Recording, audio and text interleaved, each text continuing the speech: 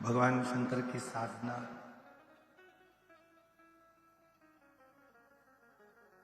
और भगवान शंकर की विरल भक्ति कहीं ना कहीं मुक्ति के पथ को निश्चित करते हैं।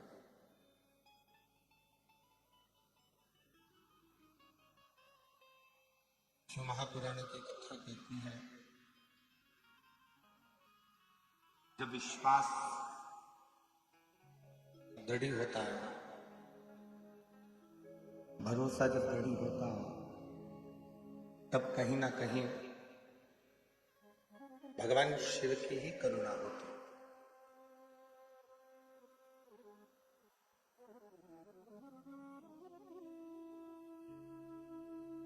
संसार से मुक्त हो जाना,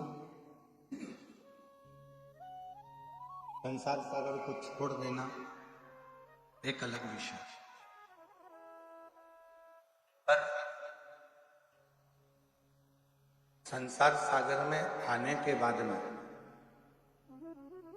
प्रभु भक्ति को धारण कर कर मोक्ष पा लेना एक अलग विषय है। मुक्त हो जाना एक ये अलग बात, पर मोक्ष हो जाना ये अलग।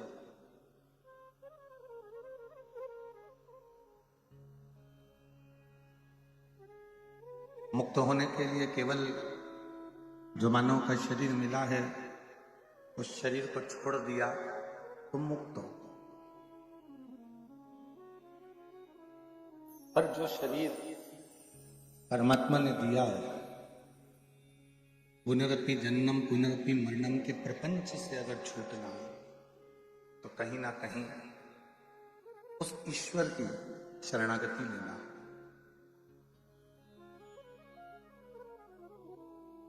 उस ईश्वर की शरणागति से हम मोक्ष के पथ पर आगे बढ़े।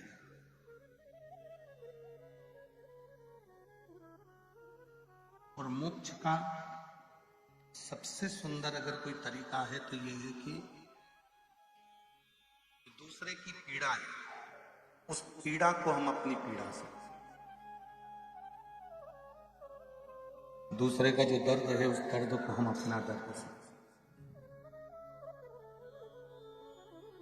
दूसरे का जो कष्ट है उस कष्ट को हम अपना समझें, दूसरे की जो तकलीफ है उस तकलीफ को हम अपना समझें।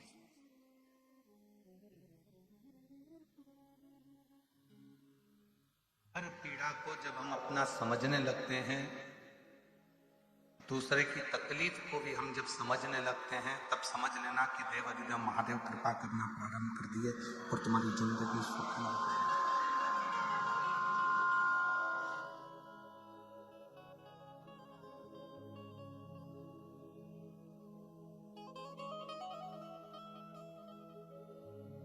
स्वयं खा लेना सुकृति है, छुड़ाकर खा लेना ये विकृति है। पर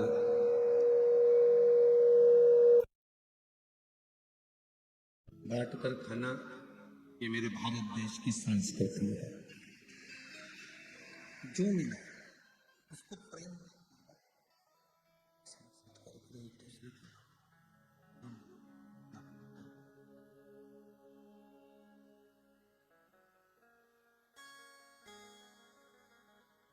आज परिवार में जितने सदस्य रहते हैं,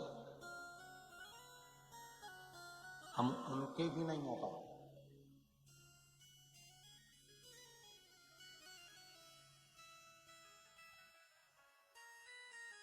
बेटी अलग सोचती है, बेटा अलग सोचता है, बहू अलग सोचती है, धर्मपत्नी अलग विचार करती है, पति अलग विचार करता है, भाई अलग विचार करता है, बहनें अलग विचार करती है।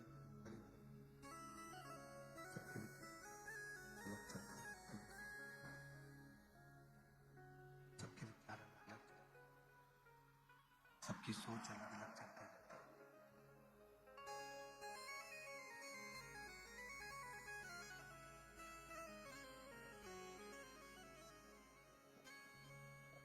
जब हम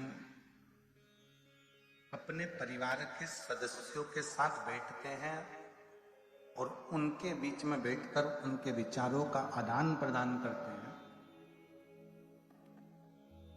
तो समाज में रहने का तरीका सीखते हैं।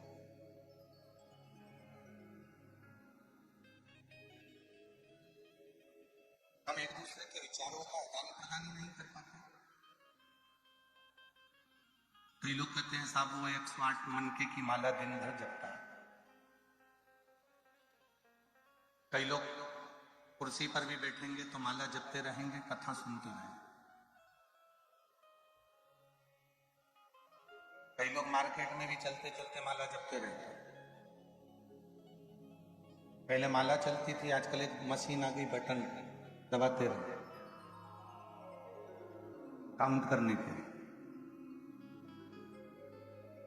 चल रहे हैं तो भी माला जप रहे हैं, बैठे हैं तो भी माला जप रहे हैं, किसी से बात कर रहे हैं तो भी उनकी उंगली चटर चटर चटर चटर करती रह रही है, माला जपते रहे। वो मशीन उनके मशीन से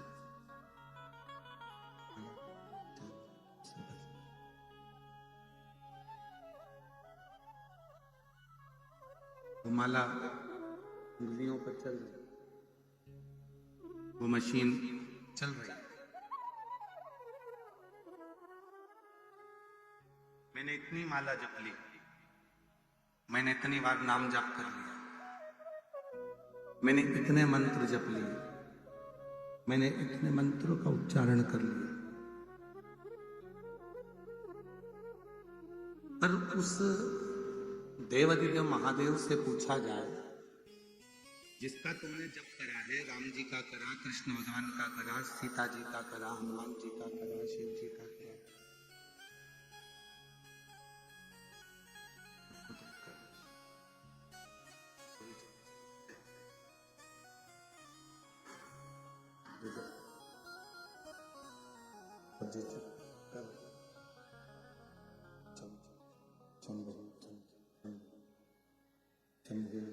तुम ही सेट कर लो। शंभु शंभु शंभु शंभु सेट करो।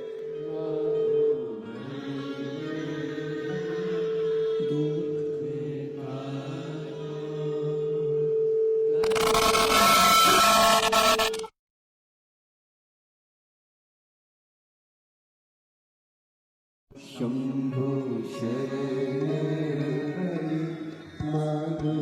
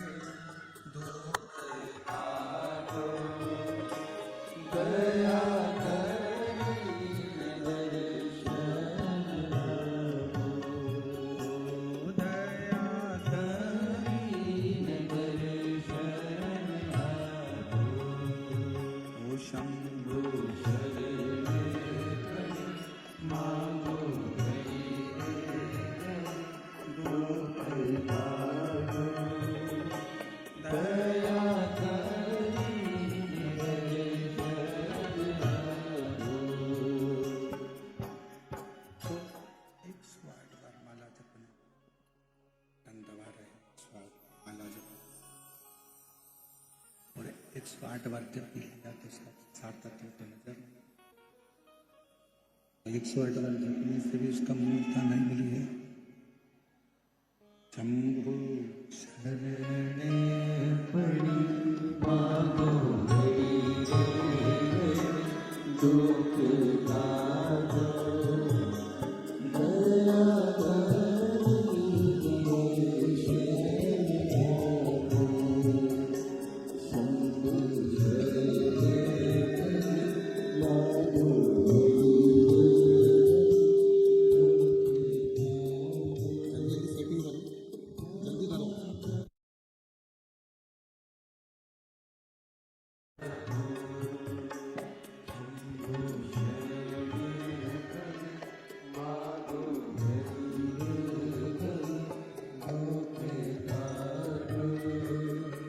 दया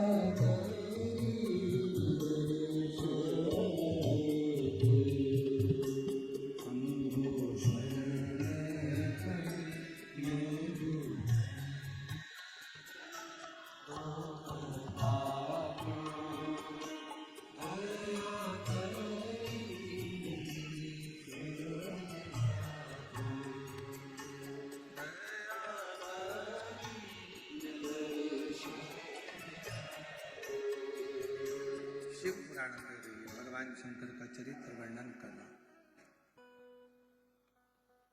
चलते फिरते 108 मनके की माला फेर रहे हो, बटन से जप कर रहे हो, 108 बार भजन कर रहे हो, जप रहे हो। और उस परमात्मा से पूछा जाए, शिव से पूछा जाए जिसका तुमने भजन किया, जिसका तुमने स्मरण किया,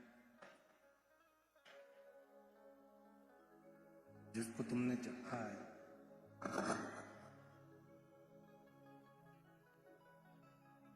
जिसका तुमने स्मरण किया, जिसको तुमने जपा, उससे पूछे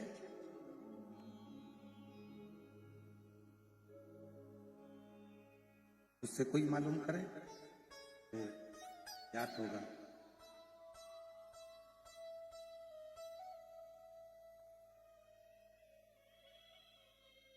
कि हम चलते फिरते तो भजन किए हैं, चलते फिरते तो जपे हैं। शंभु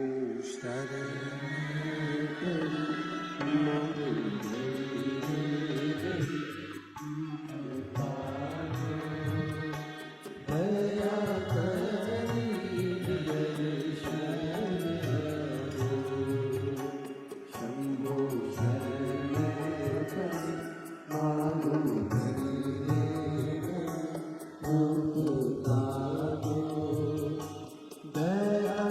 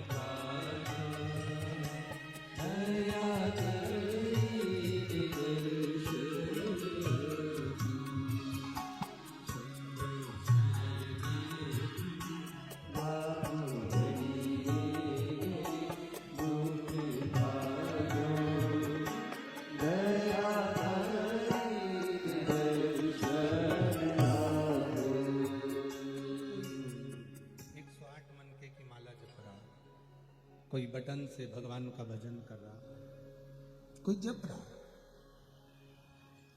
चलते फिरते भगवान का नाम ले रहा है, जप रहा है, या 108 बार भगवान का भजन कर रहा।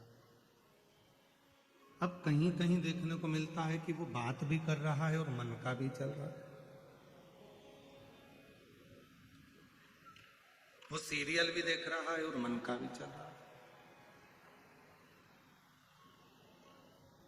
तो कोई मेरे राम जी से पूछे, कोई मेरे भगवान कृष्ण से पूछे, कोई मेरे भगवान शिव से पूछे, कोई भगवान श्री दत्त से पूछे, कोई श्री स्वामी समर्थ जी से पूछे, कोई हरि विठल जी से पूछे कि ये इतनी देर से माला जप रहा है, इसके जपने में कितने मन के, कितनी माला के मन के नग आपने स्वीकार किए?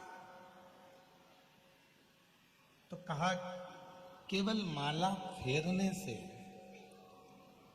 भगवान नहीं मिला। शिव महापुराण की कथा कहती है जिसने मन को फेर लिया, माला के साथ अपने मन को जो भगवान की ओर फेर लेता है, भगवान की ओर ले जाता है, तो समझो कि भगवान ने कृपा करना प्रारंभ किया। तो समझो कि भगवान करुणा कर रहे हैं। हम मन के तो फेरे जा रहे हैं, माला तो जपी जा रही है, पर मन को हम फेर नहीं पा रहे।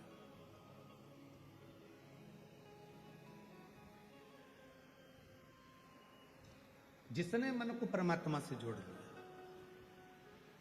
और जिसने परमात्मा को मन से जोड़ लिया, हृदय, शिव को क्या चाहिए? तुम्हारा धन, तुम्हारी दौलत, तुम्हारी संपदा, तुम्हारा वैभव, तुम्हारी प्रतिष्ठा, तुम्हारी कुर्सी, तुम्हारा पद, सब तुम्हारे पास रखो। शंकर भगवान को ये कुछ भी नहीं चाहिए। मेरे शिव जी तो एक लोटे जल से प्रसन्न हो जाते, बहुत है उनके लिए।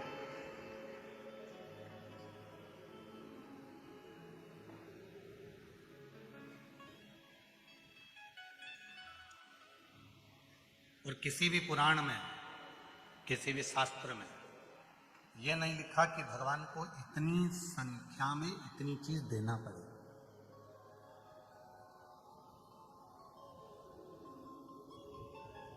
दुनिया के सारे हिसाब तुम्हारे पास रहते हैं। मैंने आज भगवान शंकर को 108 बेलपत्र चढ़ाई, आज मैंने शिव जी को 108 चावल के दाने चढ़ाए, हिसाब रखा तुमने। मैंने 5, ये मेरा तीसरा पशुपति व्रत है, हिसाब रखा तुमने। 16 सोमवार का आज मेरा 8वें नंबर का व्रत है, हिसाब रखा तुमने।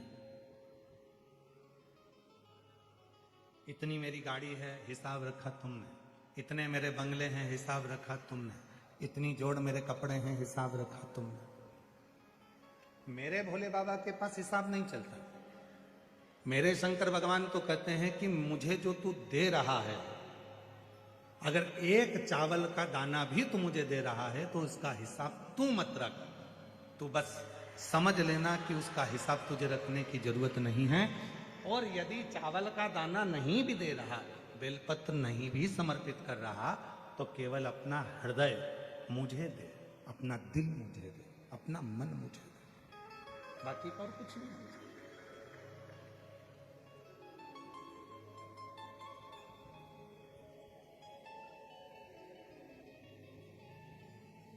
और कुछ चाहिए भी नहीं, केवल मन आपका शिव में लगे। एक बड़ी सुंदर चरित्र है भगवान शंकर की, एक पवित्र कथा।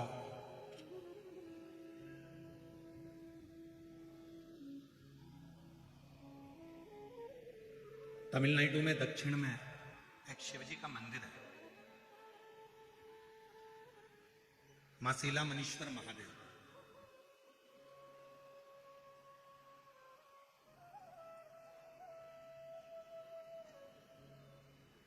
तमिलनाडु प्रदेश में एक बड़ा सुंदर मंदिर है, मासीला मनीश्वर महादेव का। कभी आप उस मंदिर का दर्शन करने के लिए पहुंचे, कभी वहां पर आप दर्शन करने के लिए जाएंगे तो भगवान नारायण का बरहा अवतार तो आपने देखा है। भगवान विष्णु ने बरहा अवतार धारण करा था, अपने दंतों पर पृथ्वी को धारण करा था, लेकर आए थे, हिरण्याक्ष का संहार करा था, ये सब आपने दर्शन किया। पर कभी आपने भगवान शंकर का वराह रूप का अवतार का दर्शन यदि ना करा हो तो मसीला महेश्वर मंदिर में जाकर आप भगवान शिव का इस रूप का दर्शन कर सकते।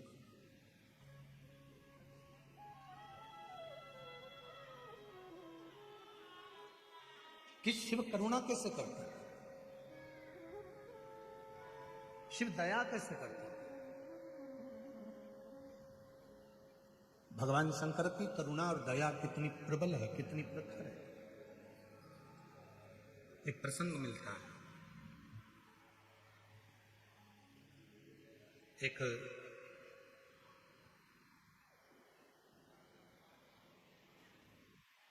इस पवित्र मंदिर में मासीला मनीश्वर महादेव मंदिर में भगवान शंकर का जो प्रतिबिंब है, भगवान शंकर का जो स्वरूप है, वो एक वराह रूप में,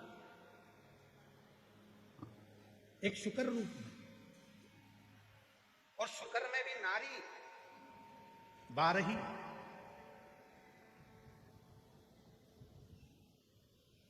शुक्र में भी शुक्री का रूप धारण करते।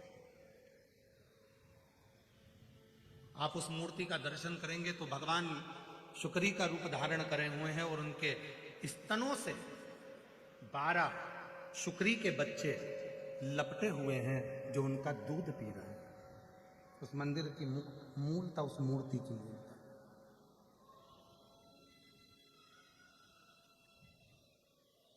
कभी तमिलनाडु प्रदेश में जाएं तो भगवान शिव के स्वरूप का दर्शन करें।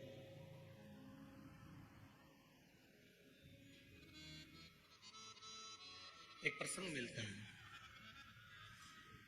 प्राचीन काल में एक ऋषि हुए, बाल ब्रह्मचारी जी थे, बाल मुनि थे, वन में रहते थे, शिव की आराधना करते थे, भगवान की भक्ति में डूबे रहते थे। उनके आश्रम में, उनकी कुटिया में 12 बच्चे छोटे छोटे निवास करते थे जिनको वो विद्याध्ययन कराते थे, वेद पढ़ाते थे। और बड़े भाव से जब बच्चे वेद पढ़ने के लिए उनके आश्रम में आते थे, जब वेद पढ़ने के लिए उनके पास पहुंचते थे तो वो 12 बच्चों से ज्यादा अपने पास में एक भी बच्चा नहीं रखते थे और सारे बच्चों को घर भेजते थे। रखते थे तो केवल 12।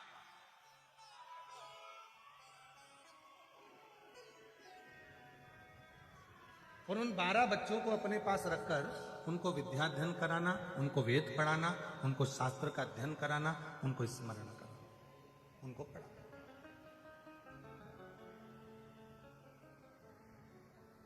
अब वो जो 12 बच्चे वहां रहकर वेद का अध्ययन कर रहे हैं, पढ़ाई कर रहे हैं, एक दिन गुरुजी ने उनको बुलाया, बालमुनि जी ने उनको बुलाकर कहा, देखो तुम मेरे पास में विद्याध्ययन करने के लिए आए हो, पर मेरा एक निवेदन स्वीकार करना। तुम वेद पढ़ो, शास्त्र पढ़ो, अध्ययन करो, सब कुछ करो, मना नहीं है, पर सबसे पहला काम करना, यदि वेद पढ़ना है, विद्याध्ययन करना है, पढ़ाई करना है, तो मेरे पास रहने वाले एक एक बच्चे ध्यान करना कि किसी भी शिव भक्त की कभी निंदा मत करना, किसी शिव भक्त की कभी हंसी मत उड़ाना, किसी शिव भक्त के लिए कभी अपमानजनक शब्द मत कहना, कभी शिव भक्त के लिए आड़ा टेढ़ा मत करना, कभी भी।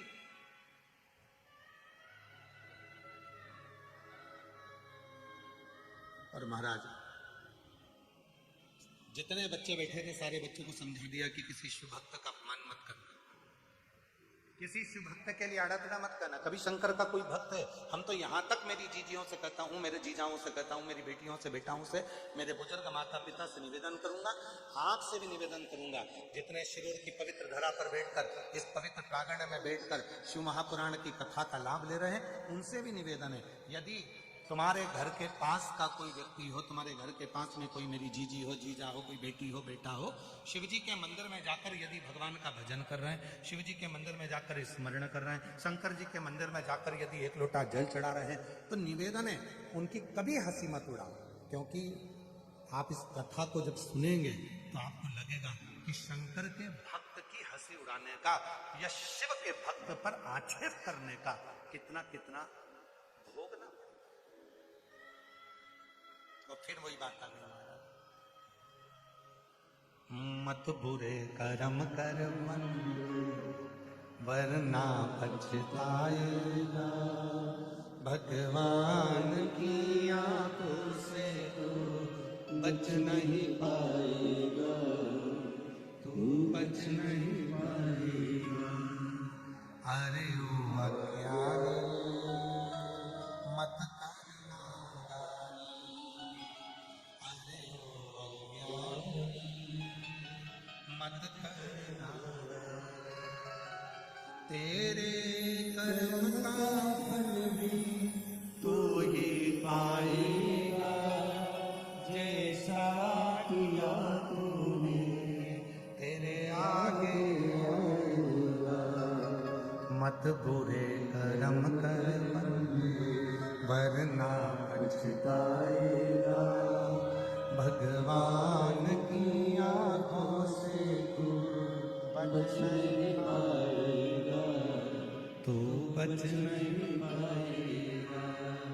अरे ओ अज्ञानी मत करना दानी। अपने कर्म का भोग अपने को भोगना। हमने फिर निवेदन करा था पहले भी, आज फिर करें। अपने हाथ में खुजाल चली है तो उसको हमें खुजाना है। हमको छींक आई है तो हमको छींकना है।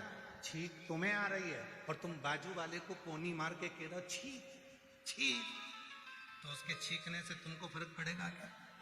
जम के तो बोलो, फर्क पड़ेगा नहीं।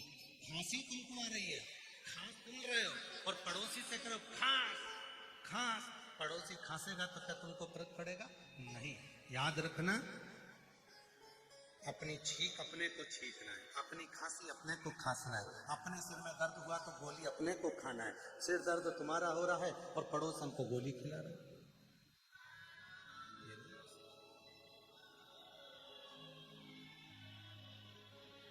तो अपने कर्म का भोग भी जम के बोलो अपने को ही भोगना। इसलिए शिव महापुराण की कथा कहती है कि घर के हर व्यक्ति को एक लोटा जल शिव जी को चढ़ाना चाहिए, जिससे अपने कर्म का भोग भगवान शंकर को जल चढ़ाते चढ़ाते वो कर्म का लेप हमारा खत्म हो जाए।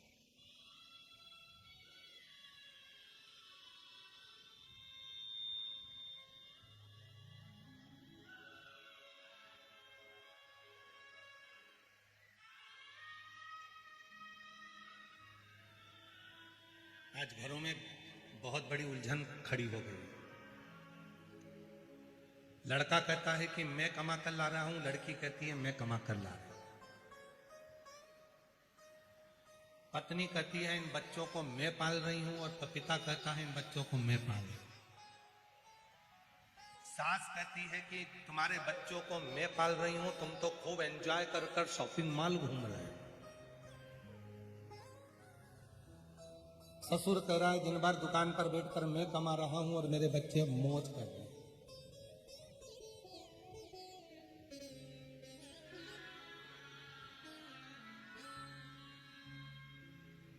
यदि शिवजी और पार्वती जी से पूछा जाए कि सबसे सुंदर दाम्पत्य जीवन जीने का तरीका क्या है, सबसे सुंदर दाम्पत्य जीवन जीने का तरीका क्या है, घर में सुखी रहने का सबसे सुंदर तरीका क्या है, कोई ऐसा फार्मूला बता दिया जाए कि हमारे घर में सुख आ जाए और हमारा दाम्पत्य जीवन भी सुखी हो जाए, तो शिव पुराण कहती है उस दाम्पत्य जीवन को और परिवार में सुख पाना चाहते हो तो उसके लिए मैं और मेरा का त्याग कर दो।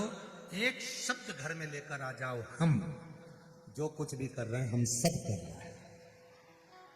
कोई दूसरा पत्नी के मैं कर रही, पति के मैं कर रहा, सास के मैं कर रही, ससुर के मैं कर रहा, बहन के मैं कर रही, भाई के मैं कर रहा, बेटी के मैं कर रहा, बेटा कहे मैं कर रहा।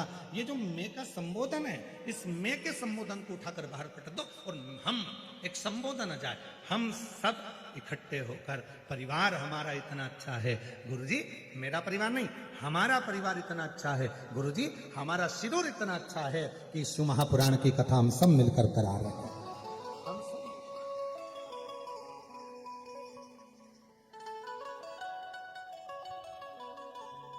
और प्रभु आपकी कृपा से सबका भोले आपकी कृपा से सब काम हो रहा करते हो भोले बाबा मेरा करते हो भोले बाबा मेरा नाम हो रहा है भोले आपकी कृपा से सब काम हो रहा मेरे हे शिव हे शंकर हे ओ घड़ी हे सब तुम कर रहे हो हम तो केवल एक निमित्त मात्र हैं हम सब करने वाला कौन कोई एक नहीं हम सब कर रहे हैं सब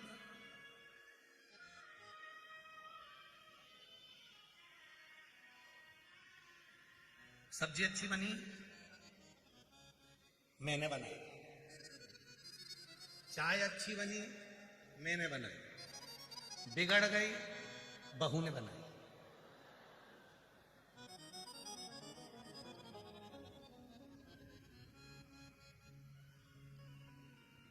बहू कौन है तुम्हारे घर की तुम्हारे बेटे की पत्नी अगर उस पर इल्जाम लगा भी दोगे तो बदनामी किसकी होगी तुम्हारी उनके घर की बहू चाय बनाना तक नहीं आए चाय अगर बेकार भी बन जाए तो सास को आगे आकर कहना चाहिए बुढ़ी हो गई ना तो दिखता नहीं है इसलिए गड़बड़ हो गई मैंने बनाई थी और जब चाय अच्छी बन जाए तो घर की बुजुर्ग माँ आकर कह दे बहुत प्रेम से बोल दे भले सास ने चाय बनाई हो पर घर का बुजुर्ग व्यक्ति आकर कह दे मेरी बहू इतनी अच्छी आई है उसको सब बनाना आता है भले सास को मालूम है कि बेवकूफ बनाना आता है फिर भी वो कह दे कि सब कुछ बनाना आता है फिर भी कह दे बहुत अच्छी है उसे सब आता है सब जानती है सब सब कुछ उसका है भले नहीं आए पर बुजुर्ग घर की माँ ने घर के बुजुर्ग व्यक्ति ने अगर उसकी तारीफ कर दी तो जितने बैठे हैं ना सब बहू की तारीफ करना प्रारंभ कर दें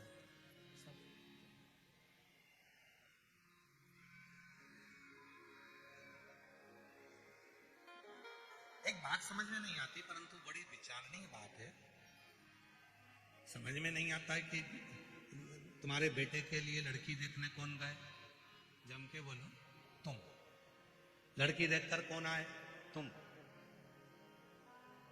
हाथ में लिफाफा देकर कौन आए तुम साड़ी उड़ाकर कौन आए तुम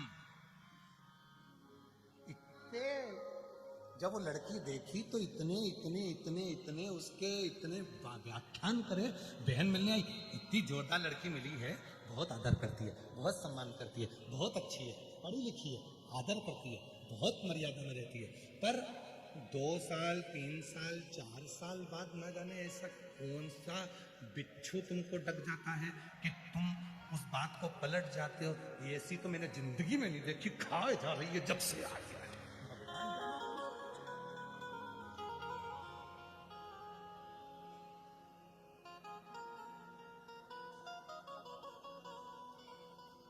तुम्हारे जैसा पलटू लोग नहीं देखा हमने संसार इतनी जल्दी पलट जाते हैं पहले कहते हैं बहुत अच्छी है हमसे भी लोग कहते हैं कई माताएं आती हैं फोटो लेकर आती हैं दिखाती हैं कई गुरुजी मैंने अपने लड़के के लिए लड़की देखी हमने कहा देखिए यहाँ इतनी जोरदार है हम 8 लोग गए थे गुरुजी उनके गांव लातूर में हम लोग पूरे 8 लोग गए हम लोगों ने बैठे बातचीत करी हमने खाना वाना खाया सब कुछ गुरुजी इतनी बढ़िया एक शब्द नहीं बोली इतनी अच्छी लड़की है चाय लेकर आई हमने बात करी बिल्कुल एक शब्द ऊंचा नहीं बोले गुरुजी इतनी बढ़िया लड़की है तुम देख के बताओ कि अपने बबलू के लिए कैसी रहेगी हमने लड़की का फोटो वोटो तो नहीं देखा पर हमने देखते ही कह दिया अभी नहीं बोली है जब वो बोलेगी तो तू भी डोलेगी अभी कहे बोले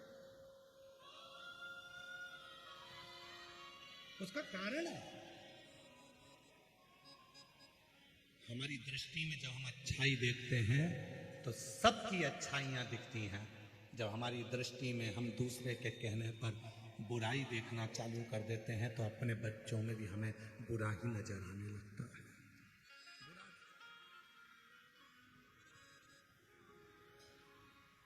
शिव जी के कितने नेत्र हैं? जम के बोलो। सिरूर वाले बोलते हैं कि नहीं बोलते? जरा आवाज आना चाहिए जम के। शिव जी के कितने नेत्र हैं? आपके कितने हैं? गलत बात है। ब्रह्मलोक के देवता ब्रह्मा जी, वैकुंठ लोक के देवता भगवान विष्णु, मृत्यु लोक के देवता भगवान शंकर। जब मृत्यु लोक के देवता भगवान शंकर के 3 नेत्र हैं तो तुम्हारे भी कितने हैं? 3। शिव जी के 3 नेत्र है तो अपने भी 3 नेत्र। शिव जी के 3 नेत्र है तो पृथ्वी पर जन्म लेने वाले हर मनुष्य के 3 नेत्र। पहला नेत्र शंकर भगवान का, दूसरा नेत्र भी शिव जी का और तीसरा नेत्र भी शिव जी का। उसी तरह आपके भी कितने नेत्र हैं? एक नेत्र ये जिससे आप अपनी अच्छाई देखते हो, मैंने जो करा बहुत अच्छा करा, मेरे बराबर कोई नहीं कर सकता। दूसरा नेत्र ये जिससे आप अपने परिवार की अच्छाई देखते हो, मेरे बच्चों ने जो करा बहुत अच्छा करा, मेरे घर के लोगों ने जो करा बहुत अच्छा करा। और तीसरा नेत्र यहाँ होता है जिससे हर व्यक्ति, हर एक व्यक्ति की बुराई ढूंढता रहता है, वो तीसरा नेत्र है।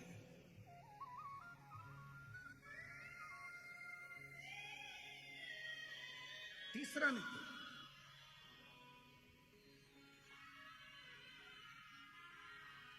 हर एक व्यक्ति की बुराई ढूंढ रहा है। शिव जी का तीसरा नेत्र खुलता है तो कामदेव जलकर भस्म होता है। शिव जी का तीसरा नेत्र खुलता है तो चारों तरफ हाहाकार होता है। और आपका तीसरा नेत्र खुलता है तो घर में हाहाकार मच जाता है। क्यों? क्योंकि हम बुराइयां देखते हैं और बुराइयां बोलते हैं।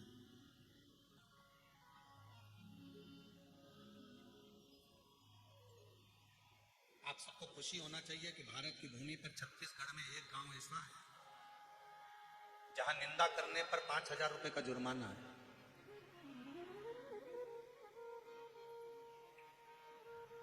कल हम उस गांव का नाम या तो आप अपने गूगल पे सर्च करके निकाल लेना, नहीं तो हम उस गांव का नाम निकाल के लाएंगे।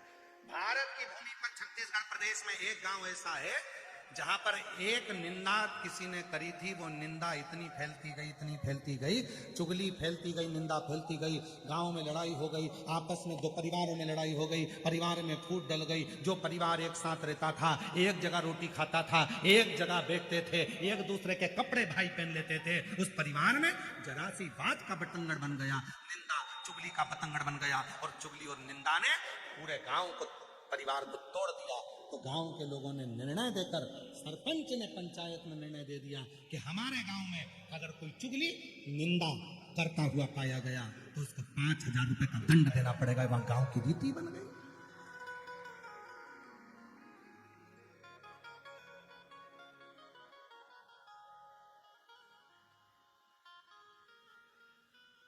एक छोटी सी भूल, एक छोटी सी निंदा, एक छोटी सी अपशब्द,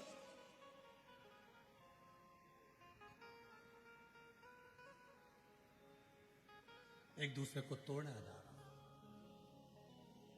एक दूसरे को बर्बाद किया जा रहा। तो 3 नेत्र हैं भगवान शिव जी के। तो हमारे और आपके भी 3 नेत्र हैं। अच्छाई देखिए, अपने में भी अच्छाई देखिए, परिवार में भी अच्छाई देखिए। और तीसरा नेत्र खुलने मत दीजिए जिससे हम दूसरे की बुराई दें। ये तीसरा नेत्र खुलने मत दो, हम दूसरे की बुराई नहीं देखेंगे। बहुत बढ़िया, क्या जोरदार कार्यक्रम हो रहा है, बहुत सुंदर, खूब आनंद हो रहा है। इतने विशाल विशाल पंडाल लगाए गए हैं, भक्त भरे पड़े हुए हैं, कितनी दूर दूर से लोग पैदल चलकर आ रहे हैं, खूब आनंद से कथा का रस तत्व ग्रहण कर रहे हैं, बाबा से अपने मन की बात कर रहे हैं। अच्छा ही देखो, अच्छा श्रेष्ठ।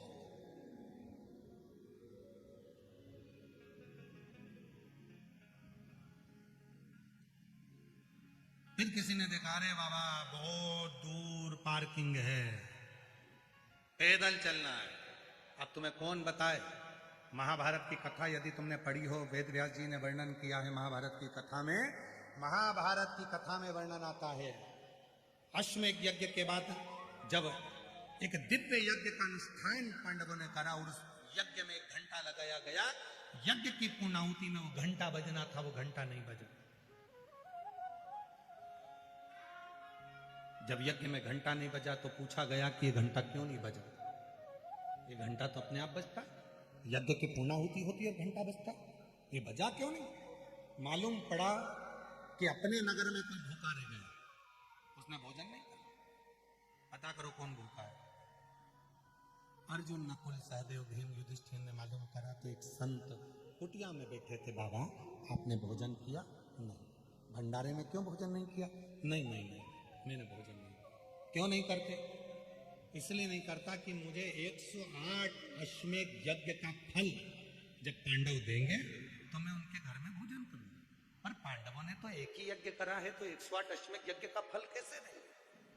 उनके पास 108 अश्वमेध यज्ञ का फल नहीं है, तो मैं भी भोजन नहीं करता। नहीं बाबा, आपको भोजन करना पड़ेगा, भोजन करोगे तो ही तो घंटा बजेगा। चलो बाबा नहीं। द्रौपदी के कानों में शब्द पहुंच गए कि एक बुजुर्ग बाबा बैठा है, एक सन्यासी बैठा है और वो बोल रहा है 108 अश्वमेध यज्ञ का फल दोगे तो मैं तुम्हारे यहां भंडारे में भोजन करूंगा। द्रौपदी कहती है चलो मैं लाती हूं बाबा को पकड़ कर। चलिए द्रौपदी चली, दासियां चप्पल लेकर आई, पादुका। द्रौपदी ने नहीं पहनी। रथ लाया गया, द्रौपदी रथ पर नहीं बैठी, पैदल चली, नंगे पांव। बाबा ने कहा क्या बात है, आप चलकर भोजन करिए। द्रौपदी ने कहा चलो बाबा भोजन करो, यज्ञ का घंटा बजेगा आपके भोजन करने के बाद। बाबा ने कहा मुझे 108 अश्वमेध यज्ञ का पुण्य चाहिए, अब भी दो तो चलता हूं। द्रौपदी ने हाथ में जल लिया, मैं द्रौपदी पांडवों की धर्म पत्नी 108 अश्वमेध यज्ञ का पुण्य फल तुमको देती हूं। बाबा ने कहा कि द्रौपदी तेरे पति ने एक यज्ञ करा, तूने 108 कब कर लिया? द्रौपदी कहती है बाबा हमारे वेद और शास्त्र कहते हैं जितने कदम चलकर हम शिव पुराण तक पहुंचते हैं, जितने कदम चलकर हम संत के दरवाजे तक पहुंचते हैं, जितने कदम चलकर हम शिवालय तक पहुंचते हैं, उतने अश्वमेध यज्ञ अपनी जिंदगी के कर लेते हैं। उतने अश्वमेध यज्ञ आपके दरवाजे तक आने में मैं 5000 कदम चलकर आई हूं, मैंने 5000 अश्वमेध यज्ञ करे हैं, इसलिए मैं तुम्हें 108 अश्वमेध यज्ञ का पुण्य फल देता हूं। संत ने लिया, उठे, चले, भोजन किया, घंटा बजा। अब कोई अच्छाई देखना हो तो लोग अच्छा देखें, अरे इतनी दूर पार्किंग कर दी, कोई बात नहीं, बाबा तुम्हारे चलने से यज्ञ करवाना चाहता है, उस यज्ञ का पुण्य तुम्हें देना चाहता है। कोई कष्ट होगा, कोई दुख होगा, कोई तकलीफ होगी, चले एक पत्र है, अच्छा देखिए।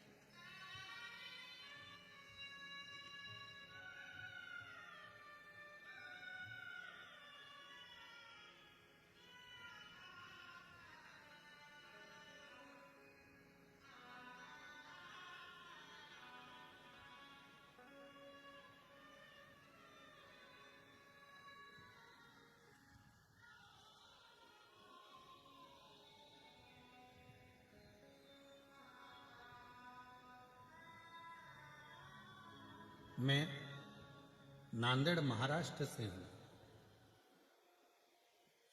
नाम पढ़ो जरा, नाम पढ़ो। रूपाली गणेश, क्या लिखा है? राखेवार। पत्र एलईडी पर पत्र चल रहा है? नहीं चल रहा क्या? अच्छा, तो उनका एलईडी वाला कोई है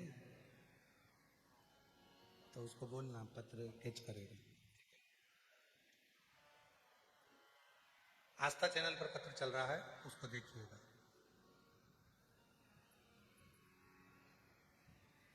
रूपाली गणेश राखेवार, नांदेड़ महाराष्ट्र से है।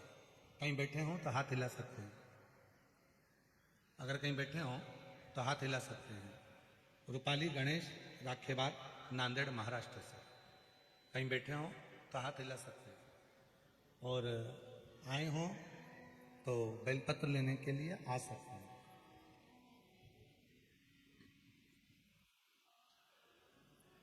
कहीं बैठे हों तो हाथ हिला सकते हैं। चरणों को प्रणाम करता हूं। मैं नांदेड़ महाराष्ट्र से हूं। मेरी बेटी रूपाली राखेवाल, उसको सन 2023 में कैंसर हुआ था। कैंसर का इलाज हमने डॉक्टरों से करवाया। इलाज के दौरान डॉक्टरों ने मना कर दिया कि इसको कैंसर समाप्त नहीं होगा। मन हार गया। आखिरी में हमने डॉक्टर से कहा कि आप केवल दवाइयां दो और इसका इलाज करो। हम आपको शिव मानते हैं, बाकी का तो भोलेनाथ देखेगा। दवाइयां चालू करी। हम लोग सीहोर पहुंच गए। वहां से हमने रुद्राक्ष लेकर आ गए। बेटी को, महादेव को उस जल को अर्पण करना और जल पिलाना शुरू करा। डॉक्टर के हिसाब से उसका कैंसर खत्म नहीं होना था, पर आज मैं बाबा के दरवाजे पर प्रणाम करने आया हूं कि मेरी बेटी के जीवन में जो कैंसर आया था, उसने वो कैंसर को हरा दिया और कैंसर खत्म हो गया। बाबा, मैं अपना कहूं, मैं उसका बाप हूं, पिता हूं, पर मैं इतनी शराब पीता था कि दिन रात शराब के नशे में रहता था। पर बाबा, जिस दिन से मेरी बेटी का कैंसर खत्म हुआ और बाबा पर मुझे भरोसा हुआ, उस दिन से मैंने शराब पीना बंद कर दी और आज लगभग 2 साल हो गए शराब को हाथ नहीं लगाया। बाबा, मेरे परिवार में खुशियां मेरे शिव जी की कृपा से आई हैं। मेरे साले को भी कैंसर हुआ और बाबा शिव जी पे चढ़े हुए जल से आज मेरा साला भी ठीक हो गया। मैं बाबा को यहाँ नमन करने के लिए पहुंचा। एक विश्वास, एक भरोसा, एक दृढ़ता यदि तुम्हारे भीतर है तो वो शिव को मिलने में देरी नहीं, शंकर को मिलने में देरी नहीं हो सकती।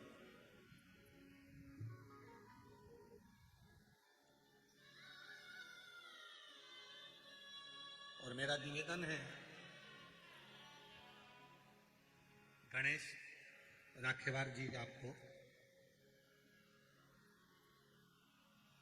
सही बताए ना, आपको तो कैंसर से भी बड़ी बीमारी है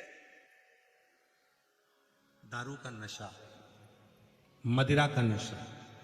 और आपने जो नशा छोड़ा है, उससे सुंदर कुछ नहीं संसार में। आपको उसके लिए हम धन्यवाद दें।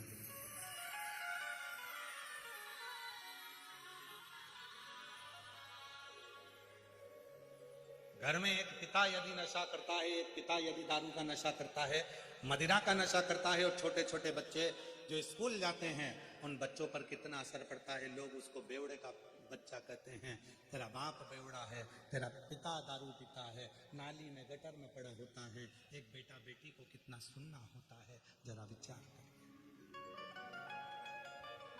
थोड़ा सा सब, थोड़ा सा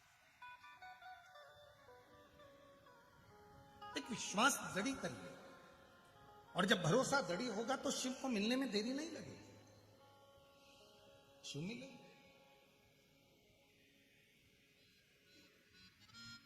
भगवान शंकर को पाने का सबसे सुंदर तरीका है आपकी नम्रता, आपका व्यवहार की नम्रता, परिवार में एकता, और परिवार में जिस परिवार में आप रह रहे हो उसकी मिठास।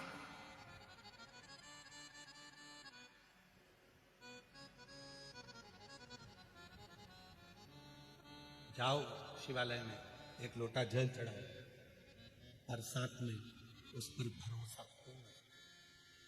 सुंदर प्रसंग चल रहा है शिव जी का। उस प्रसंग में वर्णन आता है, बाबा के प्रसंग में वर्णन आता है। मासिला मनीश्वर महादेव मंदिर तमिलनाडु का वर्णन कर रहा है।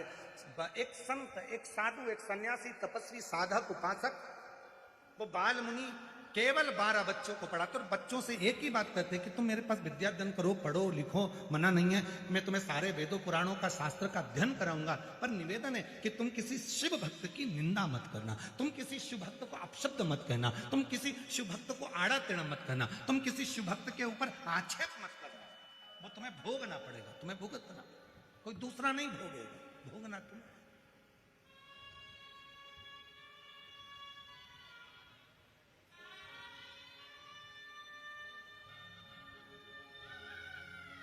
करो स्मरण।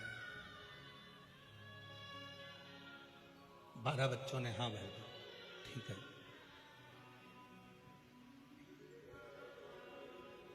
हम किसी शिव भक्तों की निंदा नहीं करेंगे। हम भगवान शंकर की आराधना साधना करने वाले की निंदा नहीं करेंगे, कभी निंदा नहीं। और आज एक बात और कहना चाहते हैं, शिरूर की इस पवित्र धरा पर शिव जी को जल चढ़ाने के लिए मंदिर में जाएं।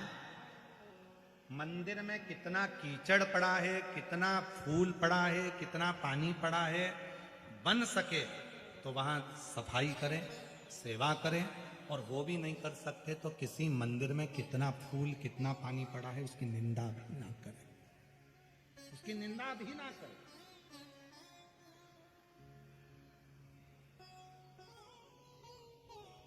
बन सके तो अच्छा। फिर वही बात होगी, 3 नेत्र में एक नेत्र को बंद रहने दो। हमें बुरा नहीं देखना, हमें बुरा नहीं बोलना, हमें बुरा नहीं सोचना, हमारी बुद्धि से सब अच्छा देखिए, सब अच्छा।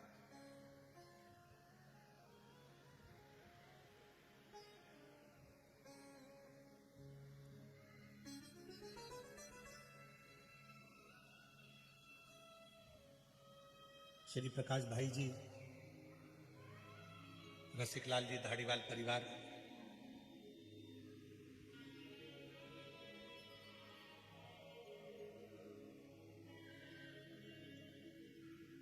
जब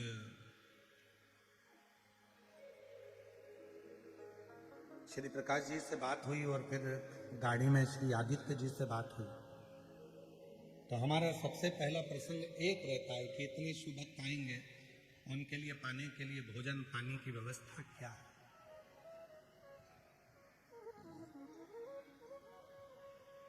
श्री आदित्य जी ने गाड़ी में कहा कि गुरुदेव, प्रकाश जी ने भी बड़ी सुंदर बात हमें, हम जब आ रहे थे तो उनकी जो फैक्ट्री है वहां रुके, और फैक्ट्री पर रुक कर जब हम यहाँ आए तो उन्होंने बताया कि गुरुदेव, जहाँ पर भोजनशाला चल रही है, भोजन की जहाँ व्यवस्था करी गई, पूरी भोजनशाला, किसी को कंकर मिट्टी में बैठकर भोजन ना करना पड़े, उसके लिए पूरी भोजनशाला को कंक्रीट कर कर उस पर भोजनशाला बनाकर उस पर भोजन।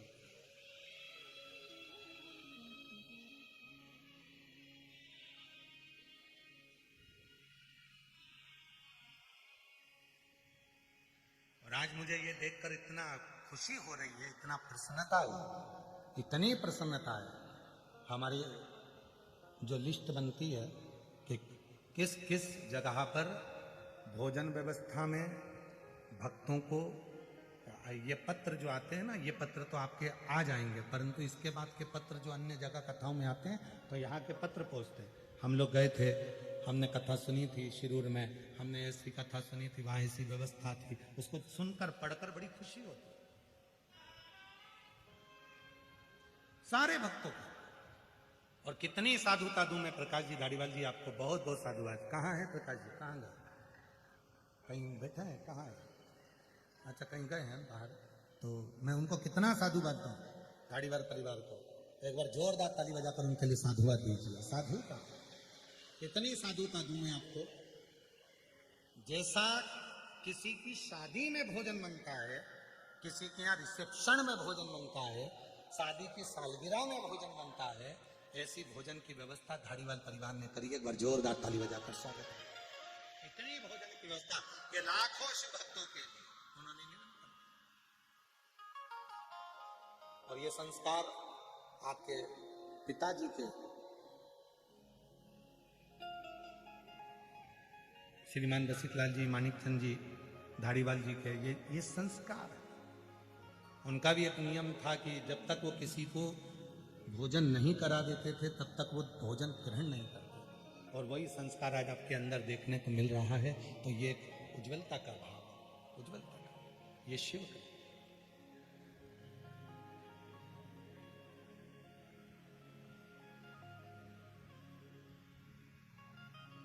और सब शिव के आशीर्वाद, शिव के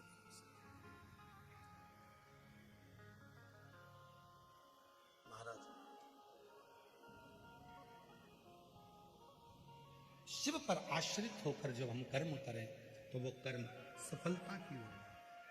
शिव महापुराण की कथा कहती है, संत ने, ऋषिवर ने 12 शिष्यों को समझा दिया, वो 12 शिष्य समझ भी गए, पर बच्चे एक बार की बात है, संविदा लेने के लिए, लकड़ी लेने के लिए गए, और लकड़ी लेने के लिए जब चले तो बीच में एक शिव का परम भक्त बैठकर शंकर की एकांतेश्वर महादेव की साधना कर रहा था। एकांतेश्वर,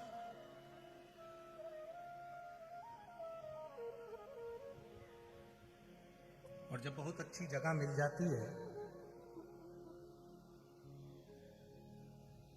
बहुत अच्छी जगह जब मिल जाए, एकांतवास मिल जाए, एकांत स्थान मिल जाए, तो वहां बैठकर जब आप भगवान शिव को याद करो किसी वृक्ष के नीचे बैठकर, तो वो एकांतेश्वर महादेव की स्मरण करो।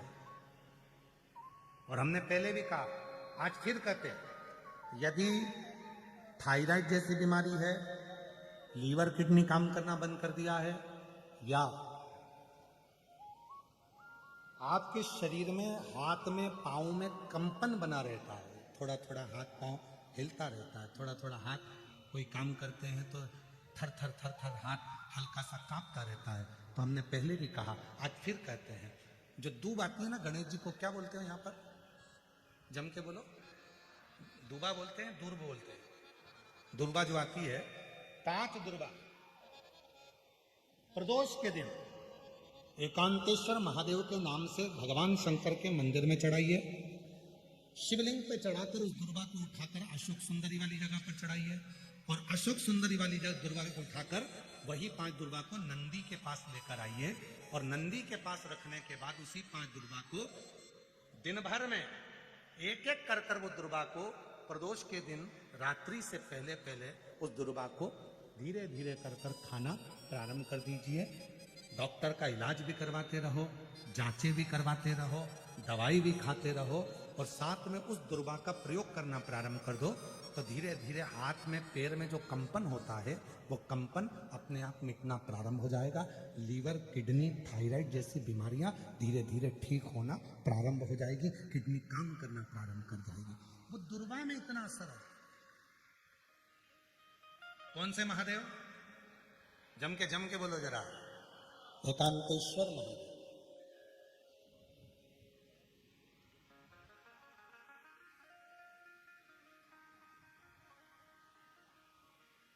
शिव जी के कुछ नाम ऐसे हैं जिनका मात्र, जैसे कुंदकेश्वर,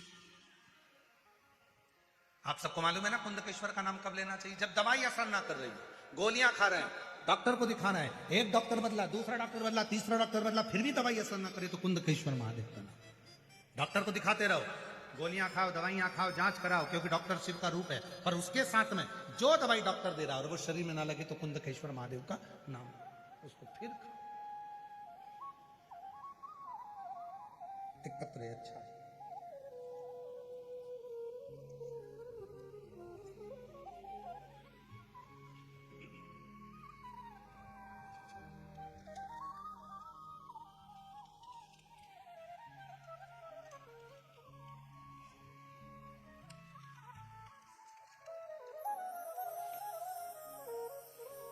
मेरा नाम रेखा अंबादास हाड़े। मेरा नाम रेखा अंबादास हाड़े। आसोला ग्राम, तहसील मानोरा, जिला वाशिम, विदर्भ की रहने वाली हूँ। कहीं बैठी हो तो हाथ हिला सकती हैं। आप ही हैं? आ जाइए, एक बेलपत्र ले जाइए, आ जाइए। मेरा मोबाइल नंबर यह है। 40 साल से मेरे पैरों में गठान हो गई थी, मुझे चलने और काम करने में बहुत तकलीफ होती थी। मेरे बेटे ने पुणे, मुंबई के बड़े बड़े अस्पतालों में इलाज किया। 2 साल के बाद डॉक्टर ने कहा कि आपके पैरों का ऑपरेशन भी नहीं हो सकता। यह बीमारी 1000 लोगों में से 1 या 2 लोगों को होती है, जिससे पूरे पांव के अंदर गठानें पड़ जाती हैं। उसके कारण आप उठ नहीं सकते, बैठ नहीं सकते, सो नहीं सकते, ये तकलीफें आती हैं। हजारों लोगों में से 1-2 लोगों को ये बीमारी होती है। 40 साल से मेरे पांव में बीमारी, और इलाज कराते कराते थक गए। मेरा एक मेरा बड़ा बेटा बोलता था कि तेरे पैर नहीं बैठने वाले, सिर्फ पैसे ही बर्बाद होने वाले हैं। फिर मुझे आपकी कथा के बारे में पता चला और मैंने शिव आराधना करना चालू किया। मैंने शिव जी को जल चढ़ाना प्रारंभ किया। मेरा पोता कहता कुछ भी मत किया कर। मैंने उसे कहा नहीं, सीहोर वाला बाबा कहता है 1 लोटा जल सारी समस्या का हल। फिर बाबा पर पूरी श्रद्धा रखकर मैंने उसे हर दिन जल चढ़ाया और उनका व्रत किया। बाबा आप कहते हो कि पंडाल में बैठकर कथा सुनो।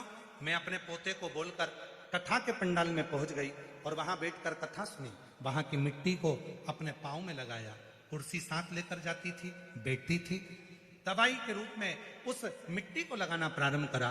और आज बाबा को धन्यवाद देने के लिए आई हूं कि जो 40 साल का रोग था आज मिट गया। मेरे पैर में एक भी गठान नहीं बची और बाबा की कृपा से अब मैं जमीन पर बैठ सकती हूँ, आराम से काम कर सकती हूँ, सो सकती हूँ। मैं आयोजक परिवार, धारीवाल परिवार को बहुत बहुत धन्यवाद देती हूँ जिन्होंने हमारे शिरूर में कथा करवाकर हम जैसी दीदियों को कथा सुनने का मौका दिया। उनको मैं बहुत बहुत साधुवाद देती हूँ। ये शिव है, ये शिव महाराज।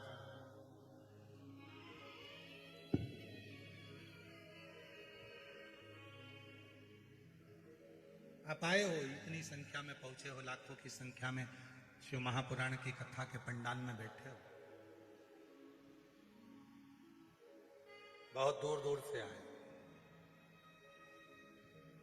शिरूर जिला पुणे की इस पवित्र धरा पर 7 दिवसीय कथा का आज दूसरा दिन चल रहा है और हमारा निवेदन है जितने भाव से सुन सकते हो सुनो, जितने दिल से बाबा से प्रार्थना कर सकते हो करो।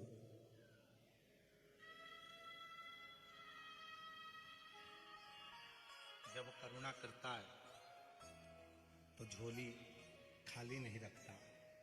यहां से जब भेजेगा तो बाबा झोली भरकर ही भेजेगा।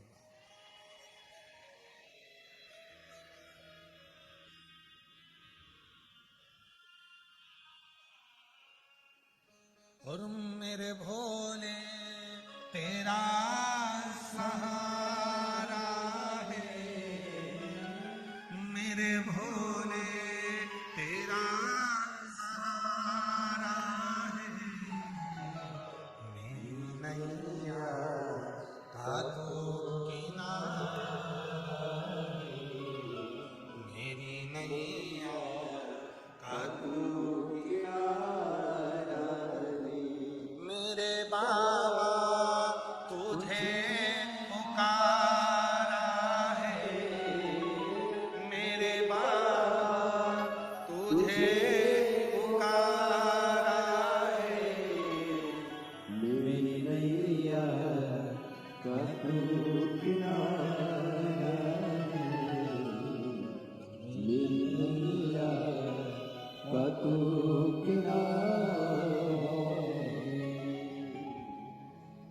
दीदी कह रही है माझी इच्छा पूर्ण झाले भोलेनाथ।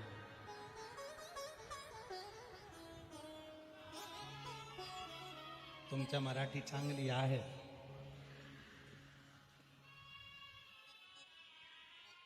शिव कृपा शंकर भगवान की उदारता जाओ, वह सर्व सुख।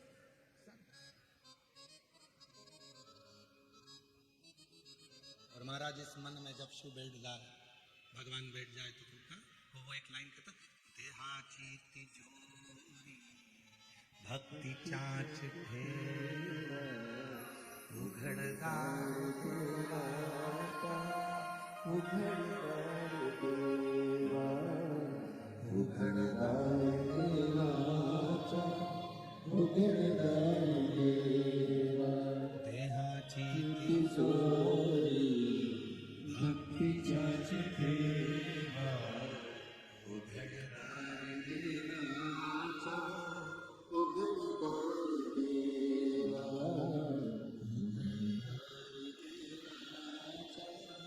उघडदार देवा। उसको जितना भजोगे वो उतना मिलेगा। आप जितना उसको जानने का प्रयास करोगे उतना करीब आता चले जाए, उतना करीब।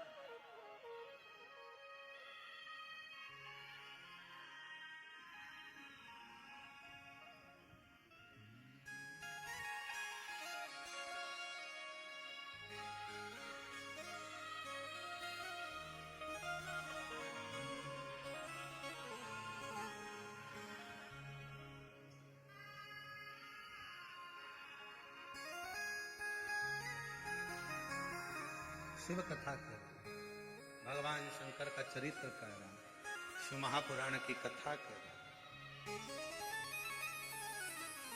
शिव चरित्र कह रहा।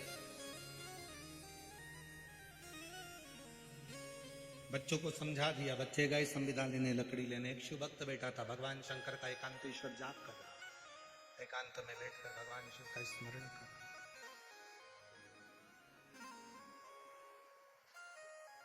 बच्चों ने देखा कि कोई बाबा बैठा हुआ है, आग बंद कर कर पहले लकड़ी का टुकड़ा उठाकर फेंका। संत ने नेत्र नहीं खोले, वो शिव भक्त ने नेत्र नहीं खोले।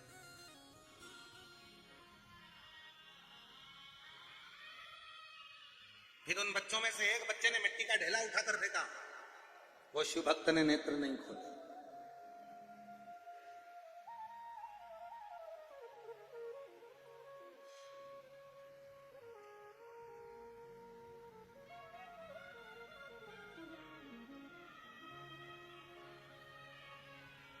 फिर ढेला फेंका, शिव भक्त ने नेत्र। जो शंकर का भक्त होता है ना, मारे जाओ, आक्षेप करे जाओ, आड़ा टेढ़ा बोले जाओ। शिव भक्त कभी भी अपना अपना मस्ती में रहता, उसको कोई मतलब नहीं। आग लगे बस्ती में, अरे आवाज तो करो, तुम्हारी आवाज नहीं आ रही। आग लगे बस्ती में, क्या किसको रोइए, चादर तान के सोइए।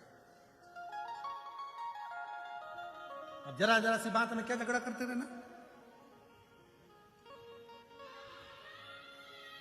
क्या बात करो ना रोते रहना। नहीं, जा।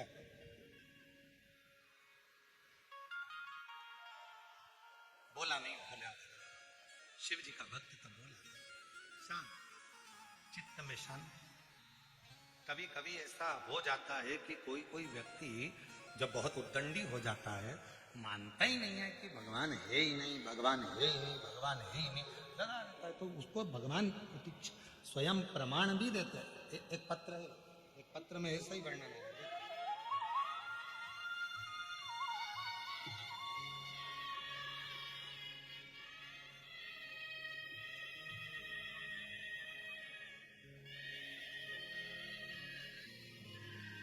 मेरा नाम प्रभावती बालाजी गित्ते, मेरी लड़की का नाम मोहिनी बालाजी गित्ते। मैं गोकुल नगर पुणे में रहवासी हूँ। मेरी लड़की 2 साल से पुलिस की तैयारी कर रही थी, पर परीक्षा में पास नहीं होती थी। वो भगवान को मानती नहीं। मैंने अपनी बेटी से कहा, वो सियोर वाला बाबा कहता है कि अपनी मेहनत को 4 गुना कर, परिश्रम 4 गुना कर। और शिवजी पर 1 लोटा जल चढ़ा, बेलपत्री के बीच वाले पत्ते पर शहद लगाकर शिवजी को चढ़ाकर फिर एग्जाम देने जा। मेरी लड़की हंसकर बोली, अगर ऐसा करते होते तो ना जाने कितने लग जाते। लड़की ने कहना नहीं माना, फिर एग्जाम दिया, फिर फेल हो गई। दूसरी बार मेरी लड़की ने आपका यूट्यूब पर थोड़ा सा प्रवचन सुना और उसके मन में भाव उत्पन्न हुआ, तो उसने पशुपति व्रत किया। अब की बार मेहनत भी करी 4 गुना। आप कहते हो परिश्रम 4 गुना करना, मेहनत 4 गुना करना, रात दिन एक करना। मेरी लड़की ने वही किया और आखिरी में बीच वाली पत्ती पर शहद लगाकर शिव को चढ़ाकर फिर एग्जाम में बैठी। और आज बाबा की कृपा से मेरी बेटी नागपुर शहर में पुलिस की ज्वाइनिंग कर ली है। मेरी बेटी का मैं फोटो लगा रही हूं। कहीं बैठी हो तो हाथ हिला सकती हैं, कहीं बैठी हो आप ही हैं, आ जाओ आ जाओ। एक पत्र और देखिए, जो विश्वास नहीं करते और बाद में जो विश्वास होता है तो बाबा हाथ पकड़ता है। अब बेटी रोज मंदिर जा रही है, अब रोज मंदिर जा रही है, शिव को जल चढ़ाओ। एक पत्र देखिए, मैं सुनीता सुनील कोहली सोलापुर महाराष्ट्र की रहवासी हूं। कहीं बैठी हो तो हाथ हिला सकती हैं, कहीं बैठी हो तो हाथ हिला सकती हैं। मैं सुनीता सुनील कोहली सोलापुर महाराष्ट्र की रहवासी हूं। हाथ हिलाइए अगर कहीं बैठे हो तो। आए हो तो आ जाइए बेलपत्र लेने के लिए।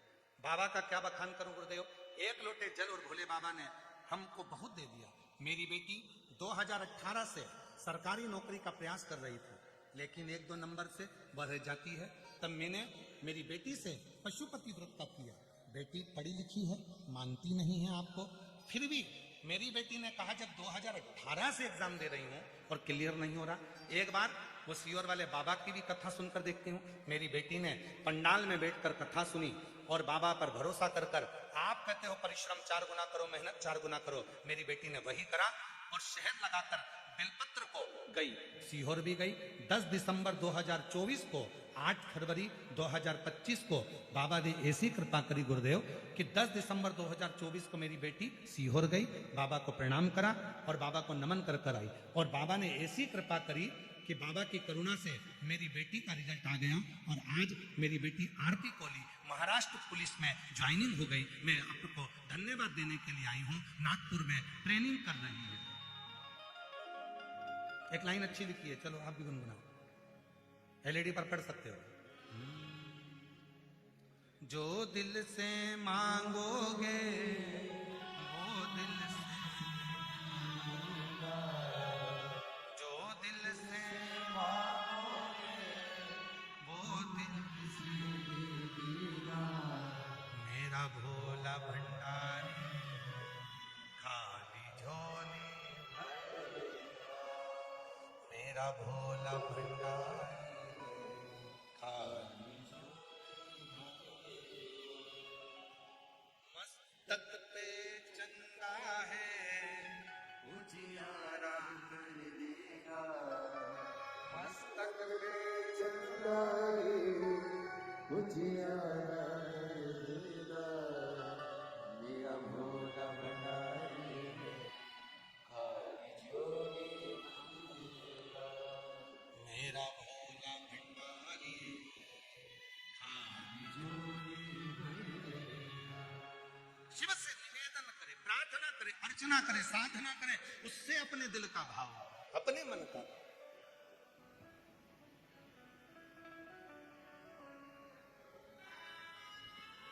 इसलिए महाराज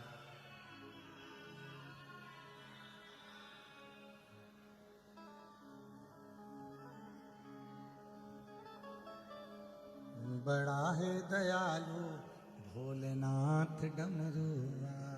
निवेदन करो, विनती करो, बाबा को अपने मन का भाव कहो, हृदय से प्रार्थना करो, निवेदन करो, जहाँ जगह मिले वहाँ बैठकर बाबा को अपने मन का भाव कहिए। ये कथा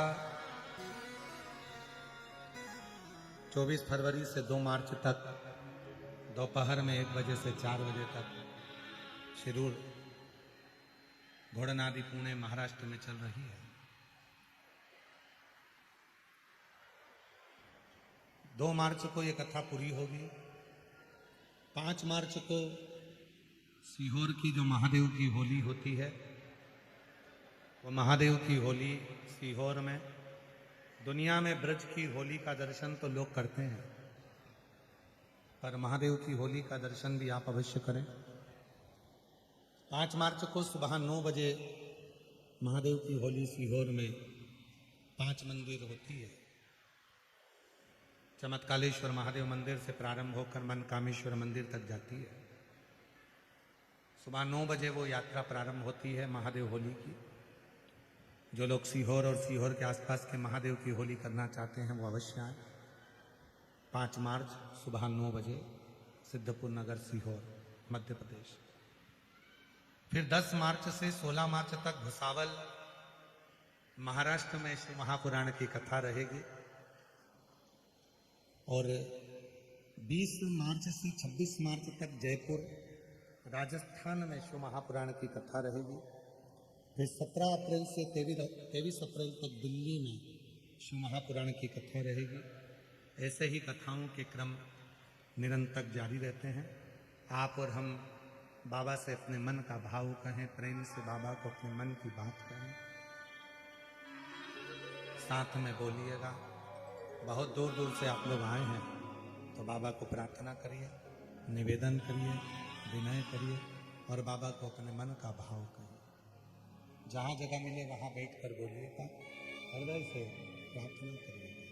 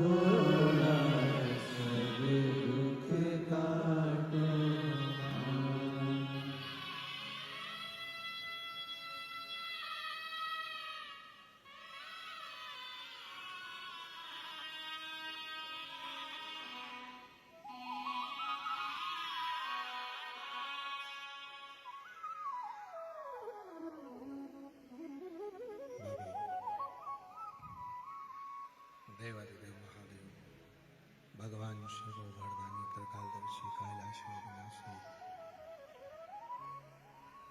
भगवान शिव की पवित्र पावन कथा वर्णन कर रहे हैं। शिव कथा कर रहे हैं। एक मट्टी का ढेला उठाकर एक शिव भक्त पर मारा। पहले तो शिव भक्त कुछ बोला ही नहीं। शिव भक्त ने कुछ कहा ही नहीं। पर बार बार जब वो मिट्टी का ढेला फेंका गया तब वो शिव भक्त के नेत्र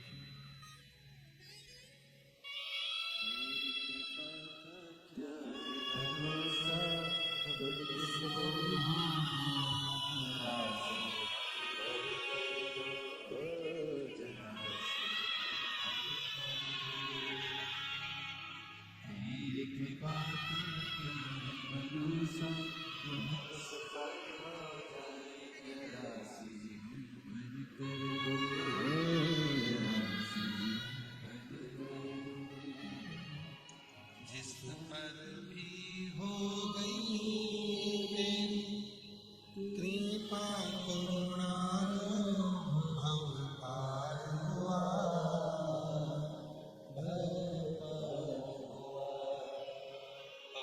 पापी हो चाहे जितना, उसका भी बाबा वो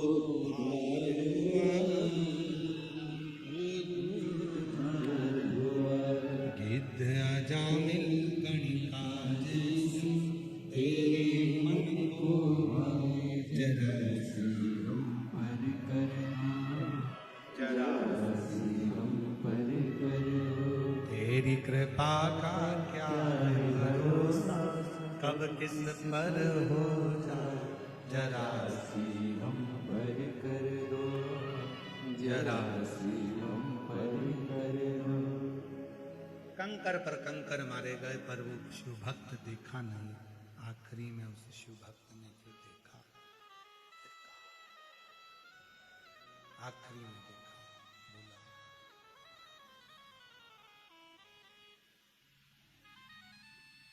देखा तो वो हंस रहे थे।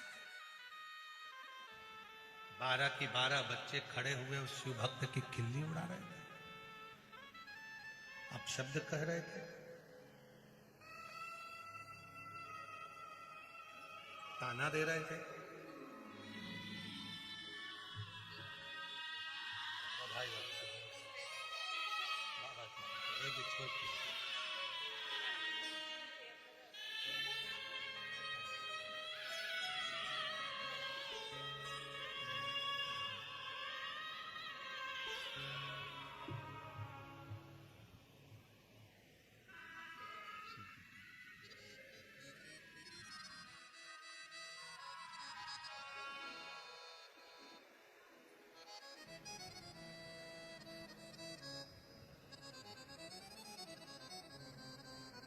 क्रोध आ गया उस शिव भक्त को, मेरे ऊपर मिट्टी फेंक रहे हो, कंकर फेंक रहे हो, लकड़ी फेंक रहे हो, संविदा फेंक रहे हो। मैं श्राप देता हूं तुम 12 की 12 बच्चों को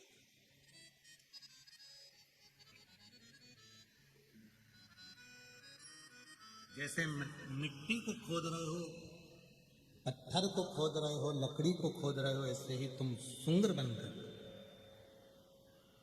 शुकर बनकर, बरहा बनकर, सुंगर बनकर इस पृथ्वी पर भ्रमण करो।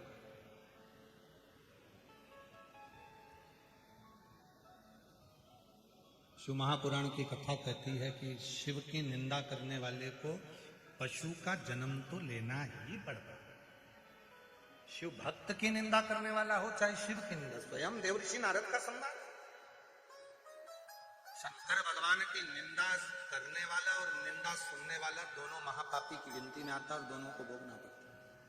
जिस समय पर कामदेव पर विजय प्राप्त कर ली थी देवर्षि नारद ने और भगवान नारायण के सामने जाकर शिव जी की निंदा करी थी भगवान विष्णु के सामने, हे नारायण मैंने कामदेव को जीत लिया पर भगवान शंकर कामदेव को नहीं जीत पाए। भगवान विष्णु ने अपने कानों को बंद कर लिया, दे देवर्षि नारद तू भगवान शिव की निंदा कर रहा, शंकर की निंदा, और इस निंदा का फल तुझे भोगना पड़ेगा।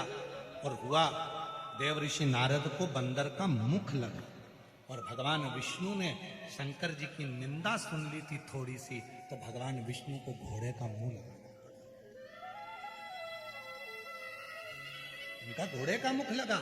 हयग्रीव अवतार हुआ भगवान नारायण का, क्यों? तो उन्होंने शंकर भगवान की निंदा को थोड़ा सा सुन लिया था। शिव महापुराण की कथा कहती है अगर कोई आपसे मिलने वाला है, आपका कोई प्रिय है, तो उससे शंकर की निंदा का गुणगान करना चाहिए, भगवान शंकर की सुंदर सुंदर लीला का गुणगान करना चाहिए। निंदा कोई कर रहा है तो कोई शिव भक्त की निंदा कर रहा है तू,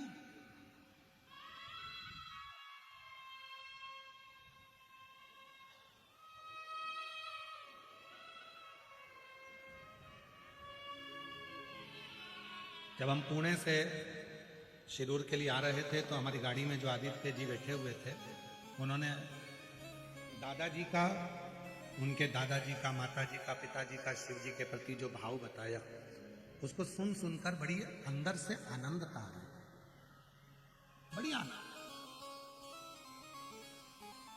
और तुम्हारे शिरूर में, पुणे में, शिरूर में, आसपास के क्षेत्र में जहां पर आप निवास करते हो, आपके आसपास में कहीं पर भी अगर कोई शिव भक्त है और उसका गुणगान यदि आप कर रहे हैं और 4 लोग सुन रहे हैं तो समझ लेना आपके अंदर भी कहीं ना कहीं शंकर विराजमान हो गया है, इसलिए आपके मुख से शिव तत्व का गुणगान हो, नहीं तो हो ही नहीं सकता। ये जिब्या आज के जमाने में निंदा से बाहर ही नहीं निकलती, ये जिब्या आज के जमाने में निंदा चुगली बुराई से बाहर ही नहीं निकलती।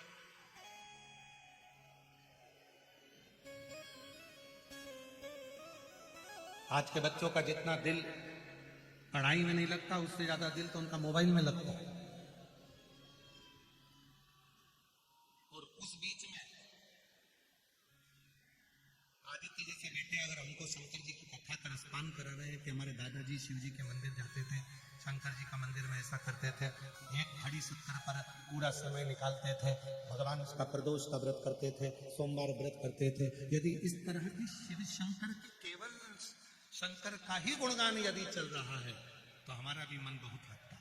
और अगर कोई लौकिक बात करे कि साहब ऐसा हो गया, साहब वैसा हो गया, तो हम भी यहाँ